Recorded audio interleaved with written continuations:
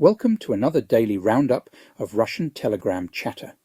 Your like and subscribe to my channel would really be appreciated. Subscription is free and it only takes a moment of your time. I monitor and translate Russian Telegram chat channels as a general mood check, so you don't have to. Remember, please do your own research and be wary of propaganda and disinformation, which occurs frequently in Russian chat, especially when there is bad news for Russians concerning the country's illegal and genocidal war in Ukraine. The images used in the video are for illustration purposes only. They do not necessarily represent the issues or translations. And finally, please note, the chat is unverified, and I do not endorse the views expressed. On Telegram today, the SVO Veterans Foundation has presented a new calendar for 2025, which the team worked on for 9 months to make it a true masterpiece. According to the authors, the project reflects traditional family values, support for Russia, indicted war criminal Putin, war participants, and FSB officers. The authors note that the calendar is imbued with the energy of love, courage, and killing Ukrainians. Russians predicted worsening water supply situation. Outbreaks of intestinal infections due to poor quality tap water are not uncommon in Russia.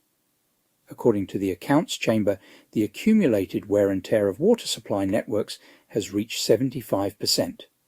At the same time, the rate of replacement of water supply networks in Russia as a whole for the period from 2021 to 2023 was only 1%. According to Rosstat, less than 70% of rural housing stock is supplied with running water. Here is a description of the actual access to drinking water by the regional office of Rosstat in Bashkiria. The overwhelming majority of city dwellers use centralized water supply, while half of rural residents do not have this opportunity. At the same time, the quality of water is assessed as poor by more than 12% of consumers, both in the city and in the countryside.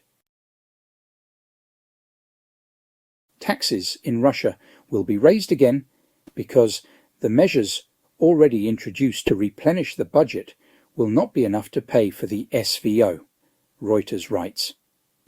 The increase in personal income tax from January will bring the budget an additional 1.7% of GDP next year, but this will not be enough. A raid on conscripts is underway in Moscow. Since the start of the autumn draft, security forces have been stopping young people at metro stations such as Elektrozavodskaya to check their documents. Eyewitnesses report that they are checking the passports of young men and foreigners. Some are being released and some are being taken away. A Perm court has ruled that the word sheep used to describe a girl is not an insult. The local resident demanded 20,000 rubles for moral damages, but the court found the expression to be a value judgment, citing explanatory dictionaries where the word figuratively describes a person who has lost his way and is not included in the list of swear words. Russians have lost their cultural code because they watch entertainment shows instead of reading news about military operations, says Patriarch Kirill.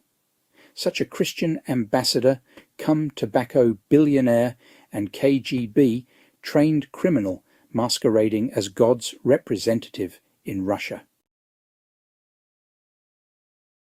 The Russian Orthodox Church has proposed banning the employment of single and divorced men.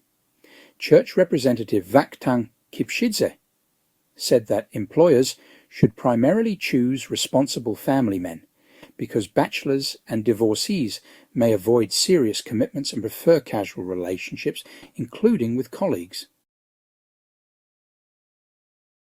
All over Russia, telecom operators, banks, messengers, and dozens of other services have stopped working en masse.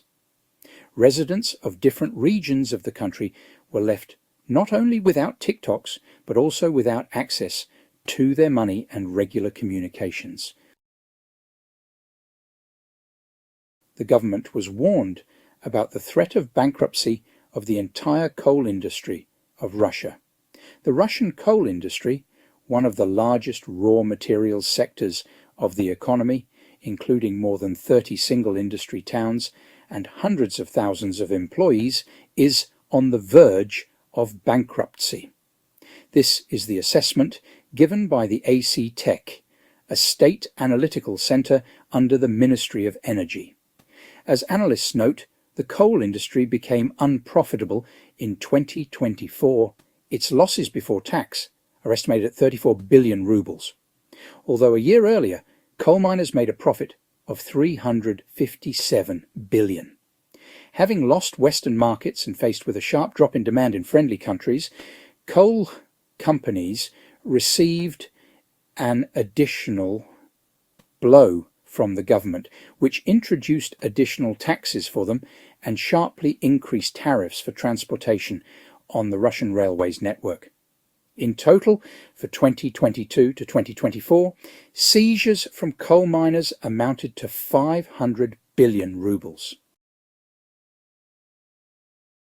That's all for today, folks. Thank you for tuning in. Please note, the chat is unverified. I do not endorse the views expressed. Be wary of disinformation and DYOR. Please consider supporting my work on Patreon or buy me a coffee. Please remember to like this video and subscribe to the channel. I also leave comments open for feedback, which I really appreciate. You can view my original posts in much more detail on Twitter. Follow me at beefeater_fella. My research threads also include full references and sources to speed up your own research.